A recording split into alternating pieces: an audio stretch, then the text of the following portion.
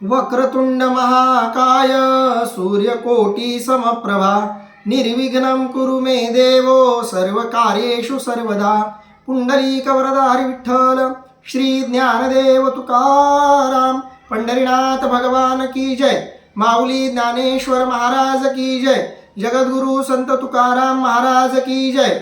सब संतन की जय. माऊली महावैष्णव ज्ञानोबारायांच्या परमश्रेष्ठ अशा ज्ञानेश्वरी ग्रंथाचं चिंतन करत आपण श्रीमद भगवद्गीतेच्या 13वा श्लोकापर्यंत आणि ज्ञानेश्वरीच्या 76 क्रमांकाच्या ओव्यांपर्यंत आलेलो आहोत. आज आपण 77 क्रमांकाच्या ओव्यांच्या पुढच्या ओव्यांचं निरूपण करणार आहोत, ज्यामध्ये भगवान श्रीकृष्ण परमात्मा चातुर्वर्ण्य व्यवस्था भगवंतानं कशी निर्माण केली, का निर्माण केली, या सगळ्यांचं रहस्य भगवंत आज उलगडणार आहेत. ते सांगताना भगवंत काय म्हणतायत बघूया. चातुर्वर्ण्यं मया सृष्टं गुणकर्म विभागशः तस्य कर्तारमपि मां विद्यः कर्तारमव्ययम्. अर्थात गुणकर्मांच्या विभागानुसार 4 वर्ण मी उत्पन्न केले आणि म्हणून त्यांचा मी कर्ता आहे असे जरी दिसले तरी वस्तुतः मी अकर्ता व अव्यय आहे असेच समज.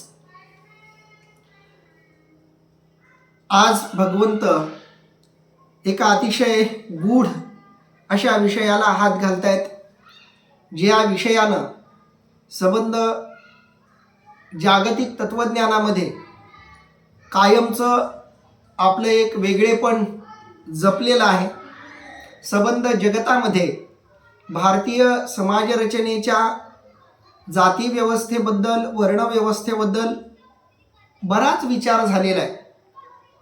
प्राचीन काळापासून भारतामध्ये अस्तित्वात असलेली वर्णव्यवस्था आणि या वर्णव्यवस्थेचं प्राचीन काळापासून होत आलेलं आचरण आणि त्यामागची कारणमीमांसा ही जागतिक तत्वज्ञानाच्या पातळीवरही झालेली आहे आणि भारतीय तत्वज्ञानाच्या सामाजिक पातळीवरही झालेली आहे. थोडासा सूक्ष्मपणे जागतिक पातळीवरून विचार केल्यावर एक आश्चर्यकारक गोष्ट अशी लक्षात येते की ज्या 4 वर्णांचा विचार भगवान श्रीकृष्ण परमात्म्यांनी इथं सांगितलेला आहे, त्याच 4 वर्णांचा विचार जगातही वेगवेगळ्या विचारवंतांनी मांडलेला आपल्याला दिसून येतो. ही एक आश्चर्याची गोष्ट आहे. कारण ज्या 4 वर्णांचा विचार भारतामध्ये झाला त्याच्या मागचा जो सत्वांश आहे, तो सत्वांश जगातल्या सगळ्याच मनुष्य मात्रांच्या विभागणीमध्ये आपल्याला दिसून येतो. इतकंच नाही तर व्यवस्थापन शास्त्रामध्ये सुद्धा या 4 वृत्तींचा उहापोह झालेला आपल्याला दिसतो. समाजशास्त्रामध्ये सुद्धा या 4 श्रेणींचा विचार झालेला आपल्याला दिसतो. कार्ल मार्क्सच्या विचारांमध्येही आपल्याला या विचारांची बीजं शोधता येतात. कार्ल युंग नावाचा एक खूप मोठा पाश्चात्य तत्वज्ञ होत गेला. सिग्मंड फ्राईड नावाच्या मानसशास्त्रज्ञानं जो सिद्धांत मांडला, त्या सिद्धांताच्या आधारावर त्यानं बरंच विश्लेषण केलं, बरंच लिखाण आहे त्याच्या विचाराचे वेगवेगळे अँगल आहेत. त्या वेगवेगळ्या अंगांमधला, वेगवेगळ्या दृष्टिकोनामधला एक महत्त्वाचा दृष्टिकोन हाही आहे की कार्ल युंगनं मानवी समूहाच्या मानसिकतेचं सूक्ष्म असं शास्त्रीय वर्णन केलेलं आहे. जेव्हा सामूहिक मन काम करतं तेव्हा त्या समूह मनावर 4 वृत्तींचा पगडा असतो असं कार्ल युंगचंही म्हणणं आहे. त्याच्या सगळ्या विवेचनाचा रोख जर लक्षात घेतला तर जी वर्णव्यवस्था भारतामध्ये मांडली गेलेली आपल्याला दिसते त्याचा थोडासा संबंध काही प्रमाणात का होईना आपल्याला युंगच्या तत्वज्ञानाशी लावून दाखवता येतो. समाजामध्ये 4 मनोवृत्तीची माणसं आपल्याला दिसतात. त्या 4 मनोवृत्ती म्हणजे 4 वर्ण. वर्ण शब्दाचा अर्थ होतो वृत्ती. वर्ण शब्दाचे 2 महत्त्वाचे अर्थ आहेत. एक अर्थ आहे वृत्ती आणि एक अर्थ आहे रंग. वर्ण म्हणजे रंग आणि वर्ण म्हणजे वृत्ती. वर्ण म्हणजे रंग असा जर आपण अर्थ घेतला तर 4 वर्णांचा नीटसा अर्थ लागत नाही. कारण माणसांच्या रंगांचाच विचार करायचा झाला तर 2च रंग आपल्याला दिसतात. एक पांढरा रंग म्हणजे गोरी माणसं आणि काळी माणसं किंवा सावळी माणसं. या 2च रंगांची माणसं आपल्याला या जगामध्ये दिसतात. म्हणून वर्णाचा अर्थ जर रंग असा घेतला तर आपल्याला 4 रंगाची माणसं दिसत नाही. विशेषतः भारतामध्ये 4 वर्णांची माणसं भारतीय संस्कृतीनं स्वीकारली, मान्य केली. याचा अर्थ 4 रंगांची माणसं भारतात आहेत असं त्यांना म्हणायचं नाही. 4 रंगांची माणसं आहेत असं म्हटलं असतं तर जुन्या काळापासून आतापर्यंत त्या 4 रंगांची माणसं आपल्याला दिसली असते. भारतामध्ये फक्त गोरी आणि सावळी अशा 2 प्रकारचीच माणसं आपल्याला दिसतात. काळी माणसं सुद्धा भारतात नाही आहेत, कारण आपल्यापेक्षाही काळी माणसं दक्षिण आफ्रिकेमध्ये वगैरे आपल्याला दिसतात.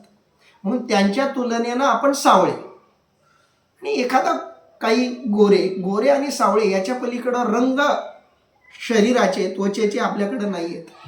म्हणून रंग या अर्थानं वर्ण हा शब्द जर घेतला तर तो चुकीचा, संदर्भहीन होईल. म्हणून वृत्ती हा शब्द अधिक लागू पडतो. आणि भगवंत स्पष्टपणे म्हणतात की 4 वर्ण मी निर्माण केले. कशाच्या आधारावर तर गुणकर्माच्या आधारावर.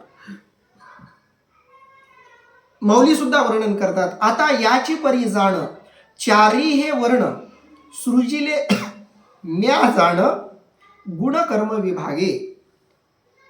भगवंत सांगतायत आतापर्यंत तुला मी ज्या पद्धतीनं माझ्या असण्याचं वर्णन केलं त्याचप्रमाणे आता याची परी जाण. याचा अर्थ काय आहे बघा. आणि सर्व लोकांच्या प्रकृतीप्रमाणे म्हणजे धर्माधर्म संस्काराला अनुसरून व मिश्रित झालेल्या त्रिगुणांच्या तारतम्याने त्या त्या वर्णाला अनुरूप अशा कर्मांची योजना केली. आता याची परी जाण. आता याचप्रमाणे गुणकर्म विभागानुसार गुणकर्माच्या तारतम्याने हे 4 वर्ण मी उत्पन्न केले आहेत असं समज, असं भगवंत म्हणतात. ते 4 वर्ण कोणते सगळ्यांना माहिती आहे. ब्राह्मण, क्षत्रिय, वैश्य आणि शूद्र. काय त्या वृत्ती? ब्राह्मण वृत्ती त्याला आपण म्हणतो, जी जिज्ञासूची वृत्ती आहे, जाणून घेण्याची, मुमुक्षुची, विचारांची जी वृत्ती आहे त्या वृत्तीला आपण ब्राह्मण वृत्ती असं म्हणतो. समाजामध्ये अशा वृत्तीची अनेक माणसं आपल्याला दिसतात की ज्यांना जाणून घेण्याची इच्छा असते, कुतूहल असतं त्यांच्या मनात.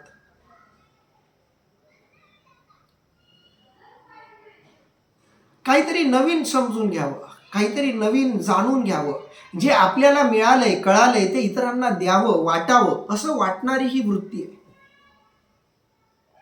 शास्त्रज्ञांमध्ये आपल्याला ही वृत्ती दिसते, शिक्षकांमध्ये आपल्याला ही वृत्ती दिसते, गुरुजन वगैरे मध्ये आपल्याला ही वृत्ती दिसते. शास्त्रज्ञ सुद्धा एखादा विषय जाणून घ्यायचा असेल तर त्यासाठी आपला जीव त्याच्यामध्ये ओततात. मेरी क्युरी नावाच्या 2 बहिणी होत्या. अच्युत गोडबोलेंच्या किमयागार पुस्तकात त्या दोघींच्या जीवन कहाणीबद्दल वर्णन आलेलं आहे. पाश्चात्य भारतीय शास्त्रज्ञांच्या जीवनावर, कार्यावर आधारित असा तो ग्रंथ आहे. त्या दोघा बहिणींना सांगण्यात आलं होतं की तुम्ही जर प्रयोगशाळेत राहाल तर लवकर मराल, तुमच्या आरोग्याला धोका आहे. हे माहीत असूनही त्या प्रयोगशाळेतच राहिल्या, कारण त्यांचं असं म्हणणं होतं की प्रयोगशाळेच्या बाहेर राहून जगण्यापेक्षा प्रयोगशाळेत राहून मेलेलं बरं. आणि मग त्यांनी प्रयोग केला आणि त्यातूनच त्यांचा आजार आणखी वाढला आणि त्यात त्या मरण पावल्या. पण नोबेल पारितोषिक मिळालेल्या त्या दोघी बहिणी. शास्त्रज्ञाची ही वृत्ती असते. इथं आपण ज्या वर्णाचा विचार करतोय त्याचा जन्माशी, जातीशी कोणताही संबंध नाही. आपण जातीचा विचार करत नाही आहोत, कारण जात जन्मावरून ठरते. एका जातीतून दुसरी तीच जात पुढं जात राहते. जात आणि वर्ण यांचा थेट संबंध नाहीये. आजच्या काळात तर जात आणि वर्ण यांचा काहीच संबंध नाही, तो पूर्णपणे संबंध तुटलेला आहे. आज वर्ण म्हणजे वृत्ती, आणि ही वृत्ती कोणत्याही जातीत कोणत्याही प्रकारची असू शकते. तर ती जी ब्राह्मण वृत्ती आहे ती जाणून घेण्याची वृत्ती आहे. शास्त्रज्ञांबद्दल मी एक गोष्ट ऐकली की विषाची चव कशी असते, पॉयझनची चव काय असते हे शास्त्रज्ञांना शोधायचं होतं. पण ती चव घेणार कोण, विषाची चव घेणार कोण? पण काही शास्त्रज्ञांनी घेतली ती चव, आणि यस आणि डब्ल्यू दोन शास्त्रज्ञ मेले 2च अक्षरे शोधण्यात, आणि त्याच्यावर अंदाज लागला की विष हे गोड असावं. शास्त्रज्ञांमध्ये ही वृत्ती असते की जीव गेला तरी चालेल, पण ते ज्ञान जिज्ञासू वृत्ती सोडणार नाहीत. अशी जिज्ञासू वृत्ती अनेकांमध्ये असते, जाणून घेण्याची, आणि जे जाणलंय ते इतरांना सांगण्याची वृत्ती.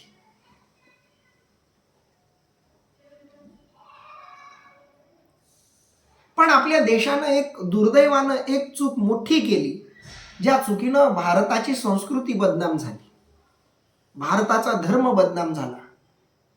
ती चूक म्हणजे आपण वर्णांना जातीमध्ये जन्मामध्ये बंदिस्त करून टाकलं आणि प्रकृतीच्या सहज स्वाभाविकतेला एका यांत्रिकतेमध्ये बांधण्याचा प्रयत्न केला. ही भारताकडून झालेली सगळ्यात मोठी चूक आहे. आपण असं ठरवलं, असं मानलं की ब्राह्मणाच्या घरात ब्राह्मणच जन्माला येईल, क्षत्रियाच्या घरात क्षत्रियच जन्माला येईल, वैश्याच्या घरात वैश्यच जन्माला येईल, आणि शूद्राच्या घरात शूद्रच जन्माला येईल, असं आपण मानून या नैसर्गिक वर्णव्यवस्थेला सामाजिक साच्यामध्ये, सामाजिक बंधनांमध्ये बांधण्याचा प्रयत्न केला. जुन्या काळामध्ये त्याच्या मागे काही शास्त्रीय कारणं होती सुद्धा, त्यामध्ये आपण बऱ्याच प्रमाणात यशस्वी झालो सुद्धा होतो. पण निसर्गाला असं बंधनात बांधणं तितकंसं शक्य नाही, कारण निसर्ग आहे.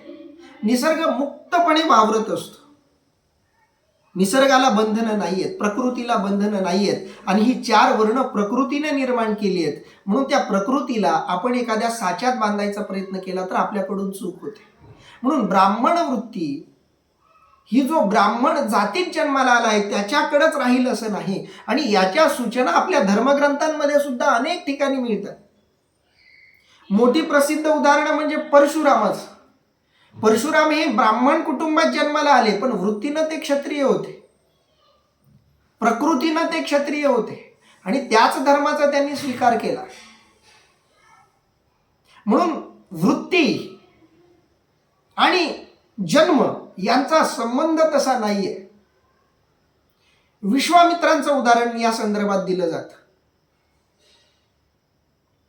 महर्षी राजर्षी या अर्थानं आपण जी चर्चा करतो, हा भेदही या वर्णव्यवस्थेला समाज व्यवस्थेत बांधण्याचा जो प्रयत्न झाला त्याच दृष्टीनं हा प्रयत्न झालेला दिसतो. ब्रह्मर्षी असो किंवा राजर्षी असो, या दोन्ही वृत्ती ब्राह्मण वृत्ती आहेत, पण आपण त्याच्यातही विभाग केले.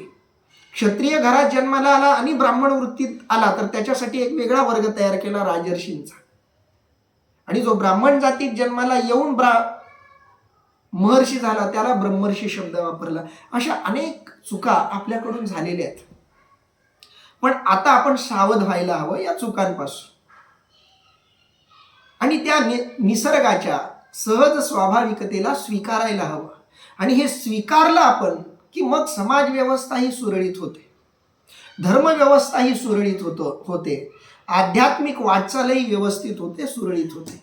म्हणून ब्राह्मण ही वृत्ती आहे, आणि ती वृत्ती कुठेही असू शकते. दुसरी वृत्ती आहे क्षत्रियाची वृत्ती, स्वतःचं संरक्षण करण्याची वृत्ती आणि स्वतःबरोबरच इतराचं रक्षण करण्याची वृत्ती, याला आपण क्षत्रिय वृत्ती म्हणतो. भगवंताचाही आग्रह हाच आहे की ज्याची जी वृत्ती आहे त्यानं त्या वृत्तीप्रमाणे वागावं. अर्जुनाची वृत्ती क्षत्रियाची आहे, अर्जुन स्वभावानं क्षत्रिय आहे, अर्जुन जन्मालाही क्षत्रिय कुळात आलाय, हा योगायोग आहे. अर्जुन क्षत्रिय कुळात जन्माला आलाय. भगवान श्रीकृष्णाला वैश्य म्हणावं का क्षत्रिय म्हणावं हा पुन्हा प्रश्न आहे, कारण भगवान कृष्ण परमात्म्याचा जन्म वैश्य कुळातला आहे. जर विचार केला तर गवळ्याच्या घरचा आहे, गायी वगैरे सांभाळून व्यवहार करणं, अशा गोष्टी ज्या कुळात चालत आल्या तिथं श्रीकृष्ण परमात्म्याचा जन्म आहे. पण भगवान कृष्ण परमात्म्याला आपण क्षत्रिय म्हणतो का तर ते स्वभावानं क्षत्रिय आहेत. या अवतारात देवानं स्वीकारलेला जन्म क्षत्रियाचा आहे. आणि म्हणून अर्जुनालाही भगवंताचं हेच सांगणं की अर्जुना, तू स्वभावानं क्षत्रिय आहेस. तू ब्राह्मणासारखं तत्वज्ञान सांगत बसू नकोस. वैराग्याच्या गोष्टी तुझ्या तोंडून शोभत नाहीत. तुझा धर्म नाहीये तो. तुझा धर्म लढण्याचा आहे आणि तू धर्माप्रमाणे लढला पाहिजे. तू तुझ्या स्वभावाप्रमाणे जगला पाहिजेस. कारण हा स्वभाव प्रकृतीनं तुझ्यासाठी नेमलेला आहे. प्रकृतीनं तुझी योजना क्षत्रिय म्हणून केलेली आहे. म्हणून तू क्षत्रिय म्हणूनच जगला पाहिजेस. म्हणून अर्जुनाचा जो क्षत्रिय स्वभाव सोडण्याचा विचार आहे त्याला भगवंताचा विरोध आहे. त्याच्यासाठी गीता जन्माला आलेली आहे. अर्जुन जर ब्राह्मण असता आणि अर्जुनानं अशी भाषा बोलून दाखवली असती तर भगवंतानं म्हटलं असतं बरोबर आहे तुझं, तू योग्य मार्गावर आहेस. उलट त्यावेळी अर्जुन म्हणाला असता मी युद्ध करील तर भगवंत म्हणाले असते ते तुझं काम नाही, ते क्षत्रियाचं काम आहे. कारण क्षत्रिय ही वृत्ती आहे. महाभारतातलं एक खूप मोठं पात्र आहे ज्या पात्राला भारतीय साहित्यामध्ये सुद्धा खूप संवेदनशीलतेने रंगवलं गेले. साहित्यामध्ये म्हणतोय मी, मूळ महाभारताचा विषय नाही, साहित्यामध्ये ते पात्र म्हणजे कर्णाचं पात्र. कर्ण स्वभावानं क्षत्रिय आहे. जन्मानंही तो क्षत्रिय आहे कारण तो पांडव कुळात जन्माला आलाय. पण त्याला एका सुतानं लहानाचं मोठं केलंय म्हणून तो सूतपुत्र म्हणून ओळखला गेला. आणि सगळ्यांनी महाभारतातल्या अनेकांनी त्याची अवहेलना केली. मला दुर्योधनाचं पात्र या अर्थानं आवडतं की दुर्योधनानं कर्णाच्या वृत्तीला स्वीकारलं, त्याच्या लोकांमध्ये प्रचलित असलेल्या जन्माला आणि जातीला नाही. कारण कर्ण स्वभावतः क्षत्रिय होता आणि त्यानं ते करून दाखवलं. आणि महाभारताचं युद्ध का झालं याच्या मुळात तुम्ही गेलात तर कर्णाची जी स्वाभाविक वृत्ती आहे त्या वृत्तीला नाकारलं गेलं म्हणून महाभारत घडलं. म्हणून कर्णासारखा योद्धा पराक्रमी पांडवांच्या बाजूनं न राहता कौरवांच्या बाजूनं गेला. कारण पांडवांकडून ही चूक झाली की त्यांनी कर्णाचा जन्म बघितला, कर्णाची जात बघितली, कर्णाचा स्वभाव बघितला नाही. द्रौपदीकडूनही ती चूक झाली आणि साहित्यानं त्याचं चित्रण केलं. द्रोणाचार्यांकडूनही ही चूक झाली असं अनेक दलित समीक्षकांनी, दलित साहित्यिकांनी द्रोणाचार्य, कृपाचार्यांना तो दोष दिलाय.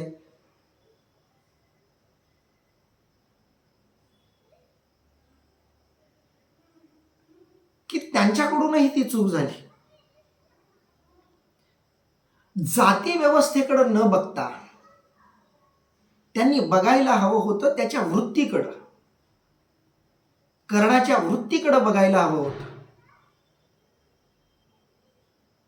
पण ते बघितलं गेलं नाही आणि म्हणून दुर्लक्ष झालं कर्णाच्या वृत्तीकडं. भगवंताचा आग्रह हा आहे की प्रत्येकानं आपापल्या वृत्तीप्रमाणे वागावं, आपापल्या वृत्तीप्रमाणे जगावं. कारण आपल्या वृत्तीच्या विरोधात कुणी जगायला गेला तर त्याचंही जगणं अवघड होतं आणि समाजालाही ते घातक ठरतं. भारतीय जाती व्यवस्थेचा विषय निघाला, भारतीय वर्ण व्यवस्थेचा विषय निघाला की बाबासाहेबांचा उल्लेख करावा लागतो. भारतरत्न डॉक्टर बाबासाहेब आंबेडकरांचा. ते स्वभावानं ब्राह्मण होते, त्यांची स्वाभाविकता जिज्ञासेची होती, त्यांना जाणून घेण्याची जिज्ञासा होती. ज्ञानोपासक होते, ते परम ज्ञानोपासक होते. अमेरिकेमध्ये जेव्हा ते शिकायला गेले तिथल्या ग्रंथालयांमध्ये ते जेव्हा अभ्यास करायचे तेव्हा एवढी ज्ञान लालसा होती की पोटाचं खायचं पण भान त्यांना राहायचं नाही. लपून वडापाव लायब्ररीमध्ये ते न्यायचे. त्या ग्रंथालयामध्ये वडापाव वगैरे असे पदार्थ नेणं त्याज्य होतं, निषेधार्ह होतं. पण पर्याय नसल्यामुळे ते न्यायचे. तर तिथल्या ग्रंथपालाला, तिथल्या एका सेवकाला ते कळलं. तेव्हा त्यांनी सांगितलं की इथं तू काही खायचे पदार्थ आणू नको. आणि तो स्वतः आपल्या टिफिनमधलं त्यांना खायला द्यायला लागला. एवढी ज्ञान लालसा होती. ते अभ्यासाला बसले तर समोरून एक वरात निघून गेली, तर त्या वरातीचंही लक्ष भान त्यांना राहिलं नव्हतं. एवढी ज्ञान लालसा त्या महापुरुषाच्या मनात होती. पण आपल्या समाज व्यवस्थेनं ती ज्ञान लालसा दाबण्याचा प्रयत्न केला. बाबासाहेबांना हे कळालेलं होतं की इथली ही धर्मव्यवस्था जाती व्यवस्थेवर आधारित वर्ण व्यवस्था लादून स्वाभाविकतेला मारण्याचा प्रयत्न करते, नैसर्गिकतेला मारण्याचा प्रयत्न करते, प्राकृतिकतेला मारण्याचा प्रयत्न करते. म्हणून मला जे श्रीकृष्णाचं काम आहे तेच काम एका अर्थानं आंबेडकरांनी केलं असं खूपदा वाटतं, आतून वाटतं. जे सहज आहे, नैसर्गिक आहे, ते करण्याची मुभा प्रत्येकाला मिळाली पाहिजे. संविधान निर्मिती मागचा हेतू तो आहे. आणि याचा अर्थ असा नाही की 4 वर्ण नष्ट होऊ शकतात. 4 वर्ण नष्ट करणं कुणाच्याही हातात नाही, कुणालाही ते शक्य नाही. फक्त आपण करू एकच शकतो, त्या वर्णांना सहजपणे जगू द्यायला हवं. त्या वर्णांना सामाजिक संकेतांमध्ये, धार्मिक संकेतांमध्ये बंदिस्त करता कामा नये. आणि आत्ताच्या काळात बऱ्यापैकी तसं होताना दिसतंय, घडताना दिसतंय. ही समाधानाची बाब आहे. जे मोठमोठे उद्योग आहेत, म्हणजे चपला बुटं बनवायचं कामही बरेच ब्राह्मण लोक करतात. पुण्यामध्ये तर जोशी वडापाव वगैरे वडापाव प्रसिद्ध आहेत. ब्राह्मण लोकांनी ते टाकले. चितळे बंधू, ब्राह्मण मंडळींनी ज्यांना वैश्य वर्गाचा उत्पादनाच्या क्षेत्रात ते भरपूर प्रमाणात शिरले, त्यांनी प्रगती त्या क्षेत्रात केली. तेही असं जातीयतेला चिकटून वगैरे बसले असते तर ते तितके मोठे झाले नसते. ज्याचा जो स्वभाव आहे त्यानं त्या स्वभावाप्रमाणे काम केलं पाहिजे, तरच तो त्या कामाला न्याय देऊ शकतो. तिसरी वृत्ती आहे वैश्य वृत्ती. काही लोकांमध्ये ना फक्त पैसा कमवायचा, व्यवसाय वाढवायचा एवढंच बऱ्याच लोकांना कळतं. त्या लोकांना धर्म कळत नाही. त्या लोकांना बाकीच्या गोष्टी, ते धर्मात जरी आले, ते साधनेत जरी उतरले तर तिथंही ते हिशोबच लावत बसणार. किती नामसाधना केली म्हणजे मला काय मिळेल, किती पारायण केली म्हणजे मला उद्योगामध्ये फायदा मिळेल. जर फायदा मिळत असेल तर मग ते साधनेत येतील. ही वृत्ती आहे वैश्य वृत्ती. आणि याही वृत्तीमध्ये काही चुकीचं नाहीये. कारण प्रकृती नीट चालायची असेल तर ब्राह्मणही हवा. नवनवीन ज्ञान हस्तगत करणं, ते ज्ञान जगाला वाटणं, याही गोष्टीची गरज आहे. संरक्षण ही समाज व्यवस्थेसाठी आवश्यक बाब आहे. आपल्या भारतीय सैन्यांचा जर विचार केला, सगळ्या जातीच्या सैन्यांची रेजिमेंट आहे आपल्याकडे. मराठा रेजिमेंट आहे, महार रेजिमेंट आहे, पंजाब रेजिमेंट आहे, जाट लोकांची रेजिमेंट आहे. अशा वेगवेगळ्या रेजिमेंट आहेत. आणि त्या रेजिमेंटमध्ये त्याच जातीची लोक असतात असंही नाही, पण सगळ्या जातीपातीच्या लोकांनी मिळून आपलं सैन्य बल, सैन्य संघटन मजबूत झालेलं आहे. कारण सैन्य ही वृत्ती आहे, लढाऊ ही वृत्ती आहे. तिथं कुण्याही जातीचा जाऊ शकतो आणि गेलेच. आता जाती व्यवस्था त्या अर्थानं राहिली नाही, पण वृत्ती ती आहे. आणि त्या वृत्तीला मारलं तर समाज व्यवस्थेचा घात होईल, समाज व्यवस्था विस्कळीत होऊन जाईल. फक्त त्या वृत्तीला मोकळीक दिली पाहिजे. ज्याला जे मोकळेपणानं करावं वाटतं, ज्याच्यामध्ये नैसर्गिक पात्रता, क्षमता जे करण्याची आहे ते करण्यासाठी समाजानं त्याला मदत केली पाहिजे. संविधान तेच करतं. संविधान ज्याला जे बनायची इच्छा आहे त्याला ते बनण्यासाठी प्रेरित करतं, त्याला ते बनण्यासाठी सहकार्य करतं. विरोध करणं म्हणजे संविधानाला विरोध करणं. आणि म्हणून वैश्य वृत्ती जी आहे तीही वृत्ती गरजेची आहे. व्यापार वाढला पाहिजे, आर्थिक संपन्नता आली पाहिजे.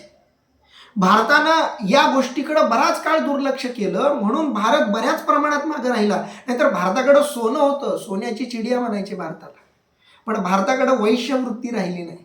कारण भारताची स्वाभाविक वृत्ती जर विचारात घेतली तर ती ब्राह्मण आहे बहुतांश प्रमाणात.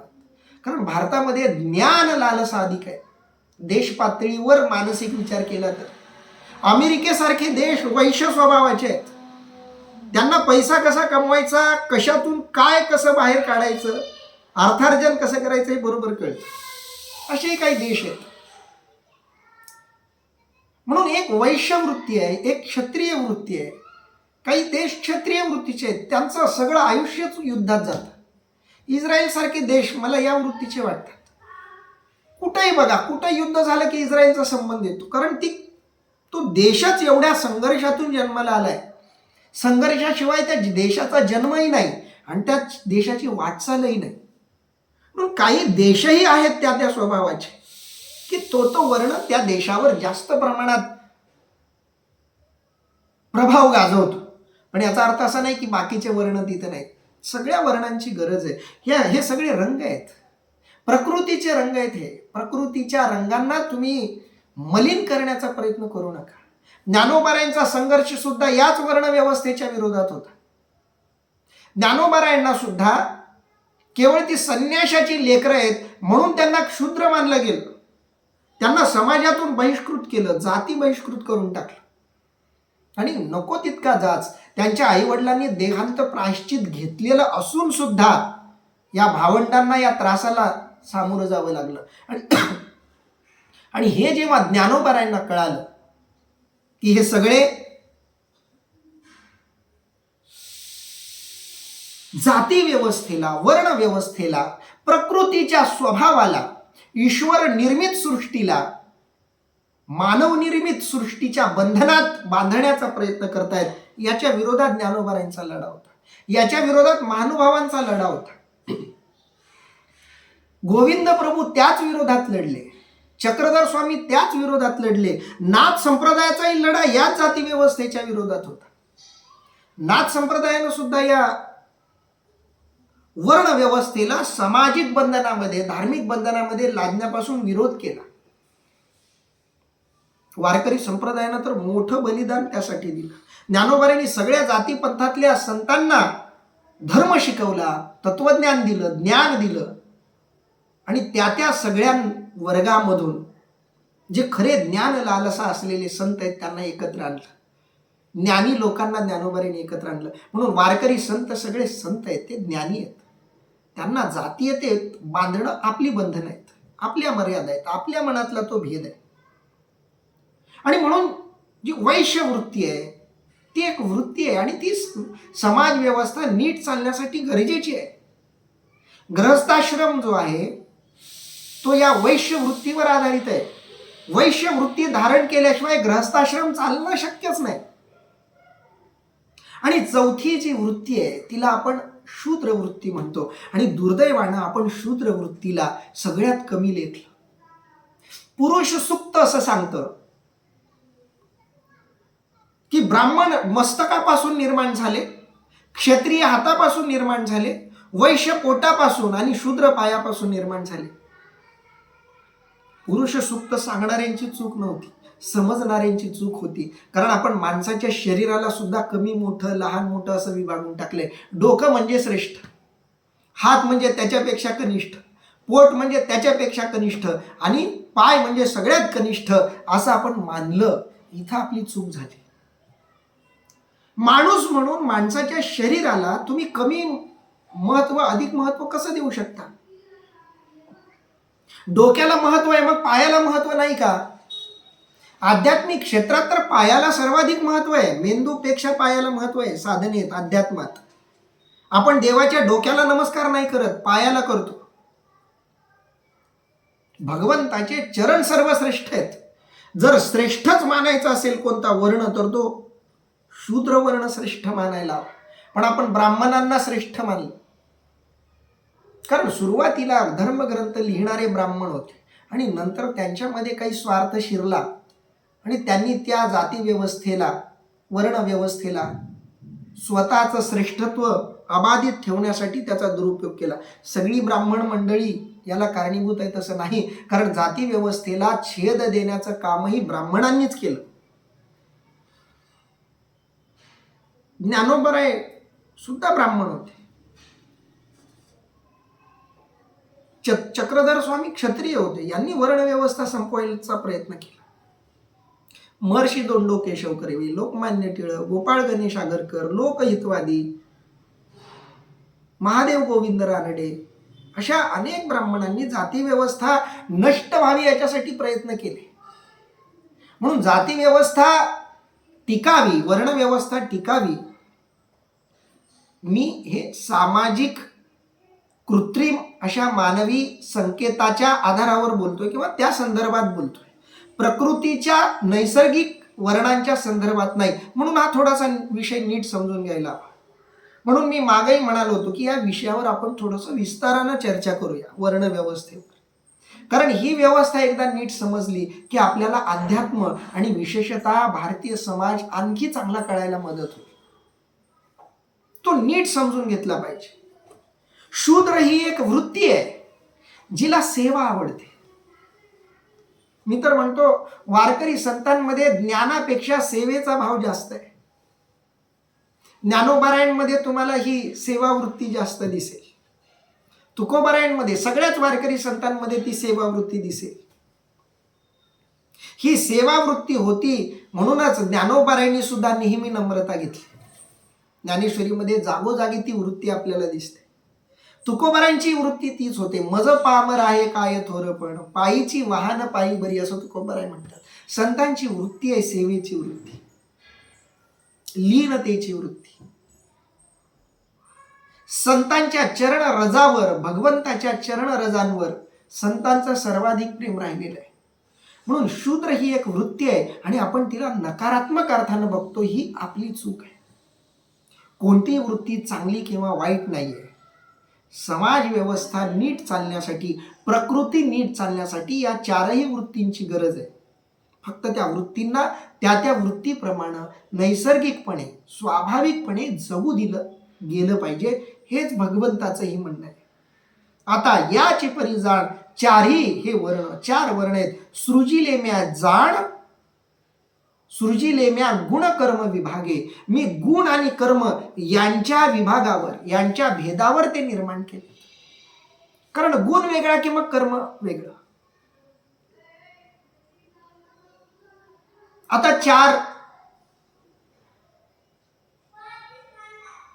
आश्रमांचा विचार करा, चार वर्णांच्या दृष्टीने. असं नाहीये की एक माणूस मरेपर्यंत एकाच वृत्तीत राहतो. म्हणजे मी ब्राह्मण वृत्तीचा आहे असं समजलं, एखादा क्षत्रिय किंवा मी क्षत्रिय वृत्तीचा आहे असं समजा, फक्त उदाहरण आहे. मग मी जन्मापासून मरेपर्यंत एकाच वृत्तीत राहील का? तर असंही नाही. आपल्या प्रकृतीनं हे चारही वर्ण एकाच जन्मामध्ये सुद्धा प्रत्येकाला जगायला सांगितलेले आहेत. 25 वर्षापर्यंत, 1 ते 25 ब्राह्मण वृत्ती आहे प्रत्येकामध्ये. ती असते जिज्ञासू वृत्ती, जाणून घेण्याची वृत्ती. लहान मुलामध्ये सर्वाधिक ती वृत्ती असते. निरागसता असते. ज्ञान लालसा असलेला निरागस असतो, निर्मळ असतो, शुद्ध आणि पवित्र असतो. लहान बाळ, जाणून घ्यायची इच्छा. लहान मुलांचं मानसशास्त्र सांगतं. आपल्यामध्ये साळुंखे मॅडम आहेत, बालरोग तज्ज्ञ आहेत, त्यांना या विषयावर अधिक माहिती असेल.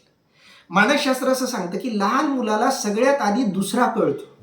त्याला मीच ज्ञान उशिरा होतं, त्याला आधी तूच ज्ञान होतं.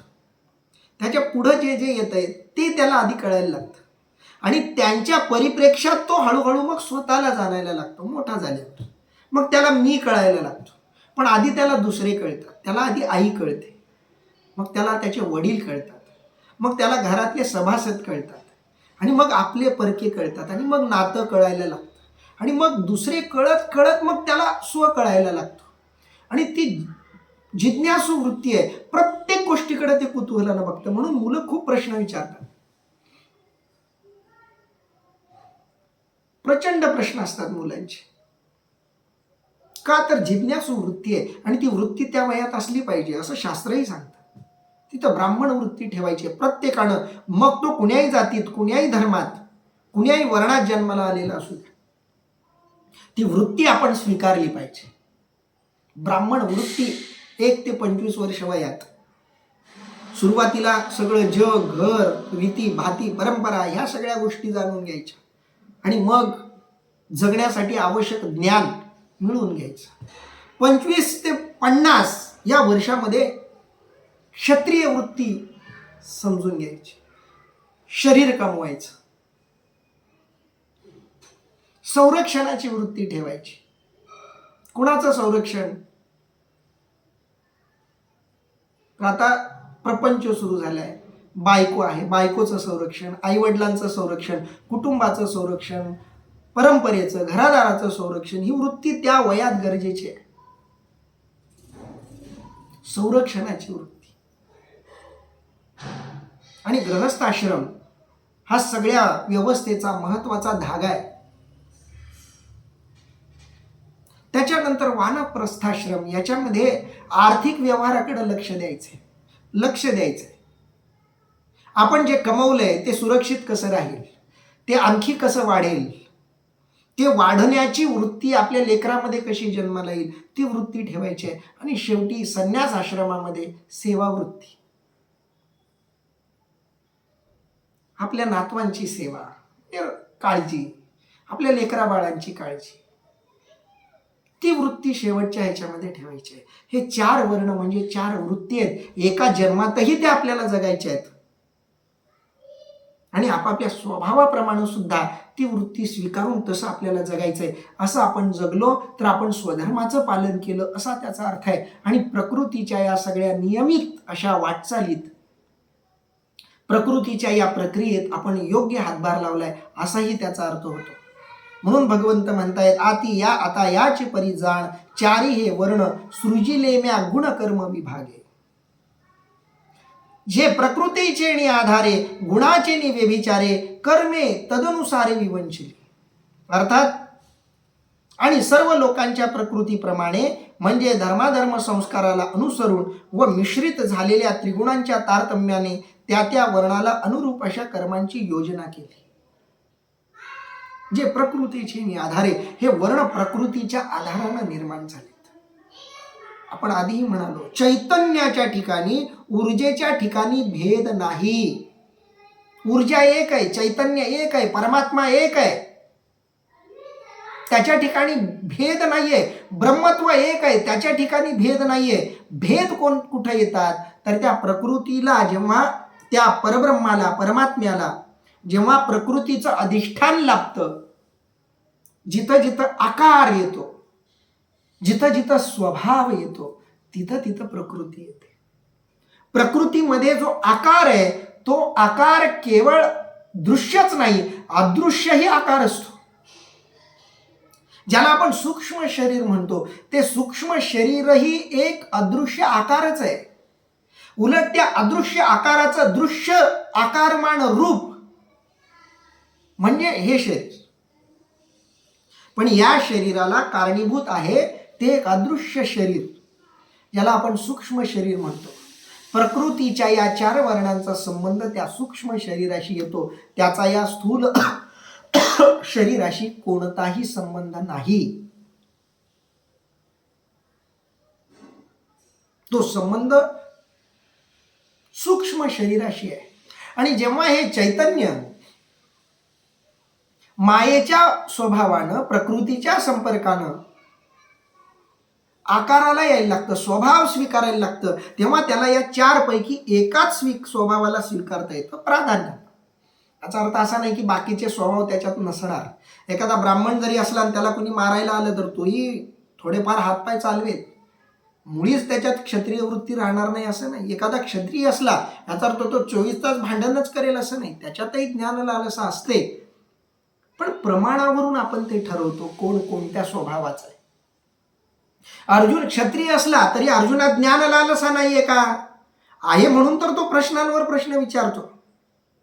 म्हणून एक गोष्ट लक्षात ठेवायची, आपल्यामध्ये एकच वर्ण आहे असंही समजायचं कारण नाही. आपल्यात 4ही वर्ण सगळ्यांमध्ये आहेत, पण त्यातल्या एका वर्णाला प्रधानता आहे आणि त्या प्रधान वर्णाप्रमाणे आपल्याला जगायचं आहे. एवढं सोपं सूत्र आहे.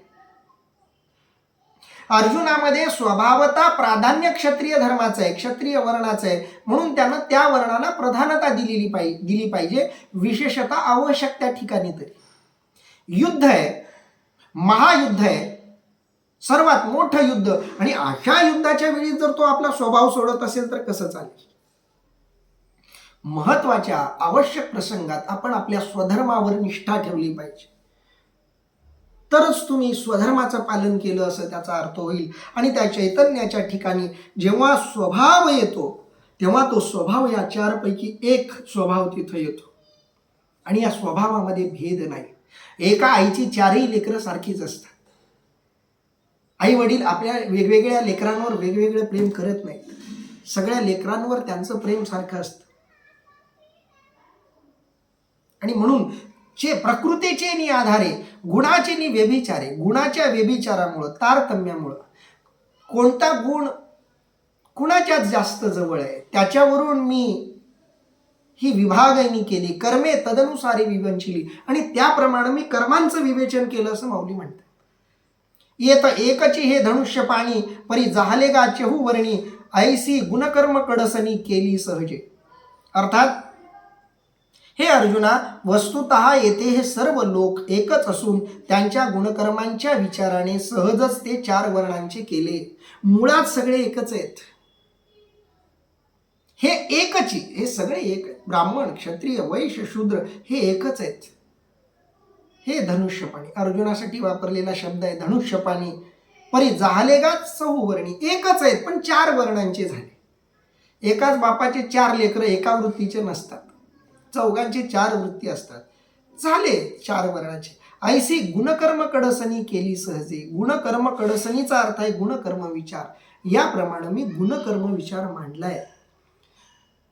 भारतीय समाज व्यवस्थेला, हिंदू संस्कृतीला, हिंदू धर्माला बदनाम करणाऱ्या अनेकांनी ही वर्ण व्यवस्था नीट समजून न घेता हिचा अपप्रचार करून धर्म बदनाम करण्याचा प्रयत्न केला. त्यांनी असं म्हटलं की देवानं 4 वर्ण निर्माण केले असं धर्म मार्तंडांनी सांगून स्वतःच्या सोयीनं हे 4 वर्ण वापरले वगैरे वगैरे त्याबद्दल बोलतात. पण माऊलींनी इथं कुठंच जात हा शब्द वापरलेला नाही. गुण हाच शब्द माऊलींनीही वापरलाय आणि भगवान कृष्ण परमात्म्यांनी वापरलाय. गुण कर्म आधी, गुण मग कर्म, कर्म नंतर, गुण आधी. माऊलींनी सुद्धा म्हटलंय गुण कर्म कडसनी, आधी गुण मग कर्म. कारण गुणाप्रमाणे कर्म निश्चित होत असतं. तुम्ही गुणानं ब्राह्मण आहेत तर तुमचं कर्म ब्राह्मणासारखं होईल. तुम्ही गुणानं क्षत्रिय आहेत, तुमचं कर्म मग क्षत्रियाप्रमाणे झालं पाहिजे. तुम्ही स्वभावानं वैश्य आहेत, तुमचं कर्म वैश्याप्रमाणे झालं पाहिजे. तुम्ही स्वभावानं शूद्र आहेत, तुमचं कर्म शूद्राप्रमाणे झालं पाहिजे. आणि अशी गुणकर्म विभागणी मी केली असं माऊली म्हणतायत. म्हणून ऐके पार्था हे वर्णभेद संस्था मी करता नव्हे सर्वथा याची लागी. अर्थात आणि म्हणूनच अर्जुना ऐक, या चातुर्वर्ण्य संस्थेचा मी कोणत्याही प्रकारे करता नाही. पुन्हा तोच विषय, चैतन्याच्या ठिकाणी भेद नाही. चैतन्य एक आहे, ऊर्जा एक आहे, पण त्या ऊर्जेमध्ये स्वभाव भेद आहे. स्वभाव भेद बाजूला काढले तर सगळे एकच आहेत.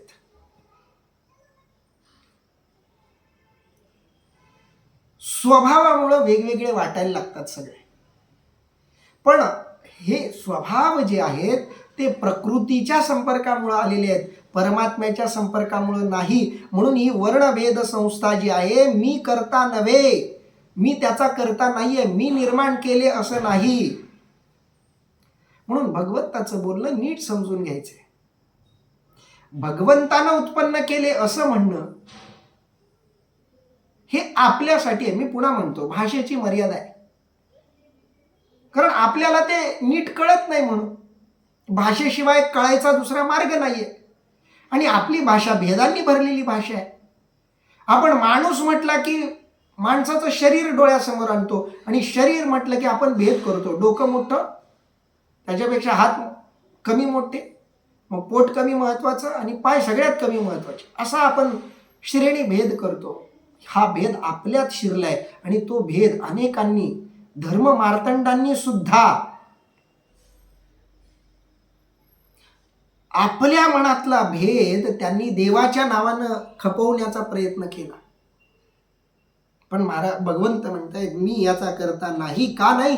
तर हे प्रकृतीच्या संपर्कानं तयार झालेले गुणकर्म आहेत. पुढे भगवंत म्हणतायत नमाम कर्माणि लिंपंती नमे कर्म फले स्पृहा इति माम योभिजानाति कर्मेभिर नस बध्यते. अर्थात मला कर्मे लिप्त करीत नाहीत आणि कर्माच्या फळाची मी इच्छाही धरीत नाही, त्याप्रमाणे मला जो जाणतो तो कर्मांनी बद्ध होत नाही. आता खूप महत्वाचं सूत्र आपल्यासाठी सांगितलंय भगवंतानं. पहिलं सूत्र समजून घ्यायचंय, आपल्याला समाजात राहायचंय म्हणून समजून घ्यायचंय, पण हे आपल्या आत्मिक उन्नतीसाठीचं सूत्र आहे. माऊली म्हणतायत एका श्लोकाचं एकाच ओवीत वर्णन केलंय. हे मजची स्तव झाले परी म्या नाही केले ऐसे जेणे जाणीतले तो सुट लागा. अर्थात अगा अर्जुना, हे वर्णभेद माझ्याच सत्तेवर झाले आहेत, परंतु मी केले नाहीत असे ज्याने जाणले तो या संसार चक्रातून सुटला म्हणजे मुक्त झाला. हे मजची स्तव झाले. बघा, चैतन्य असल्याशिवाय, परमात्मा असल्याशिवाय प्रकृतीला अर्थ नाही. माणूस आहे, माणसाच्या ठिकाणी जिवंतपणा आहे म्हणून स्वभाव आहे.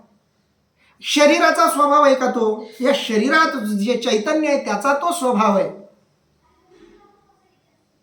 शरीराचा नाही. म्हणून मेलेली सगळी माणसं सारखी असतात. म्हणून लोक म्हणतात एकदा माणूस मेला की तो शत्रू असला तरी त्याचं शत्रुत्व मेल्यानंतर संपतं, कारण शत्रुत्व शरीराशी नसतं, त्या शरीरात असलेल्या वृत्तीशी असतं. म्हणून किती तुमची मोठी शत्रू असू द्या, कोणतीही व्यक्ती असू द्या, ती मरण पावली की वैर संपतं, कारण ते वैर शरीराशी नसतं. शरीर सारखं आहे, स्थूल आहे, ते त्याला भावना नाही आहेत. वैर होतं त्या शरीरात असलेल्या वृत्तीशी. आणि ती वृत्ती कुणामुळे झाली? चैतन्यामुळे झाली. चैतन्य आहे म्हणून वृत्ती आली. म्हणून हे मजचे स्तव झाले. चैतन्याशिवाय वृत्ती नाही, पाण्याशिवाय तरंग नाहीत, ऊर्जेशिवाय, विजेशिवाय उपकरण नाहीत. आणि म्हणून पाण्यामुळे तरंग आले हे खरं आहे, पण पाणी म्हणजे तरंग नाहीत हेही तितकंच खरं आहे. वीज आहे म्हणून उपकरण आहेत हे खरं आहे, पण उपकरण म्हणजे वीज नाही हेही तितकंच खरं आहे. हे मजचे स्तव झाले, हे माझ्यामुळे सगळे जन्माला आले, परी म्या नाही केले, मी नाही केले. विजेनं उपकरणं बनवले नाहीत, वीज त्यांना चालवत नाही, वीज केवळ उपस्थित राहते. आणि मग त्या त्या उपकरणाची जी प्रकृती आहे, स्वभाव आहे, त्याप्रमाणे ते काम करायला लागतात. पण ऊर्जा असेल तर ऊर्जेची उपस्थिती पंखा चालतो, ऊर्जेची उपस्थिती बल्ब चालतो, ऊर्जेची उपस्थिती AC चालेल, ऊर्जेची उपस्थिती लॅपटॉप चालेल, मोबाईल चालेल. ऊर्जेची उपस्थिती गरजेची आहे. पण ऊर्जा हे करते का? तर नाही, ऊर्जेची उपस्थिती हे सगळं करते. विजेचा धक्का बसला असंही आपण म्हणतो, तो धक्काही वीज देत नाही, तिथं तुमचं शरीर उपकरण बनतं. आणि विजेच्या उपस्थितीला त्या शरीररूपी उपकरणानं विशिष्ट प्रकारे प्रतिसाद दिला म्हणून तो परिणाम निर्माण झाला. जो परिणाम पंखा चालण्यासाठी कारण ठरला तोच परिणाम धक्का बसण्यामध्ये परावर्तित झाला. विजेचं दोन्ही ठिकाणी करणं काहीच नाहीये, फक्त तिच्या उपस्थितीमुळं घडलं. उपस्थिती नसती तर काहीच घडलं नसतं. तसं उपस्थिती नसती चैतन्याची तर प्रकृतीही जन्माला आली नसती, प्रकृतीजन्य स्वभावही जन्माला आले नसते, आणि या प्रकृतीबरोबर जन्माबरोबर शरीरही जन्माला आले नसते. म्हणून हे मजचे स्तव झाले परी म्या नाही केले, मी नाही काहीच केलं. ऐसे जेणे जाणीतले ते सुट लागा. ज्याला हे पक्क कळलं, ज्याच्या मनात हे पक्क बिंबलं की सगळं करणारा तो आहे पण तो काहीच करत नाही, त्याच्या केवळ असण्यानं सगळं घडतं, एवढं ज्याला कळलं तो सुटला गा, तो यातून मोकळा झाला. पुढं माऊली भगवान कृष्ण परमात्मा म्हणतायत एवं ज्ञात्वा कृतं कर्म पूर्वैरपि मुमुक्षुभिः कुरु कर्मैव तस्मात्त्वं पूर्वतरम कृतं. अर्थात याप्रमाणे जाणून पूर्वीच्या मुमुक्षूंनी देखील कर्म आचरिले, म्हणून तूही पूर्वीच्या मुमुक्षूंनी त्यांच्याही पूर्वीपासून चालत आलेले कर्माचरण जसे केले तसे कर्माचरणच कर. गुण, कर्म आणि कर्माचरण. गुण ओळखायचा, गुणाप्रमाणे कर्म करायचं आणि कर्माचरण करून मुक्त व्हायचं. आतापर्यंत जेवढे काही तुझे पूर्वीची लोक झालेली आहेत त्या सगळ्यांनी त्यांच्यासाठी मुमुक्षू असा शब्द वापरलाय भगवंतानं. पूर्वीच्या मुमुक्षूंनी देखील कर्म आचरिले. मुमुक्षू म्हणजे काय तर कर्म समजून घेऊन कर्म आचरिले. कर्म समजून घेऊन कर्म करायचं.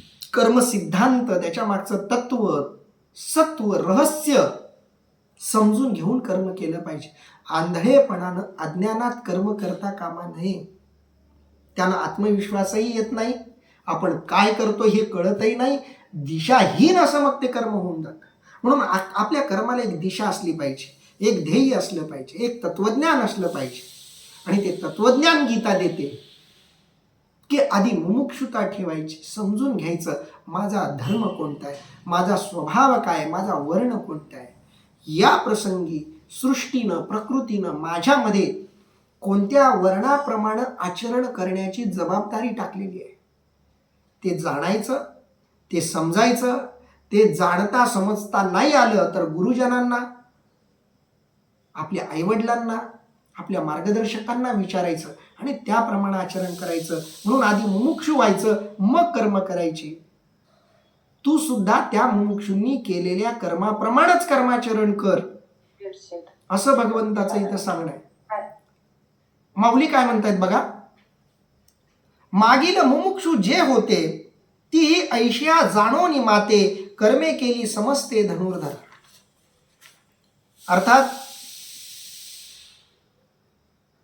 अर्जुना, पूर्वीच्या मुमुक्षूंनी मला अशा रीतीने जाणूनच सर्व कर्म केली. मागील मुमुक्षू जे होते त्यांनी सुद्धा असंच मला जाणून घेतलं आणि कर्म केलेली आहेत. परी ते बीजी जैशी दग्धली, नुगवतीची पेरिली, तैशी कर्मेची परितया झाली मोक्ष हेतू.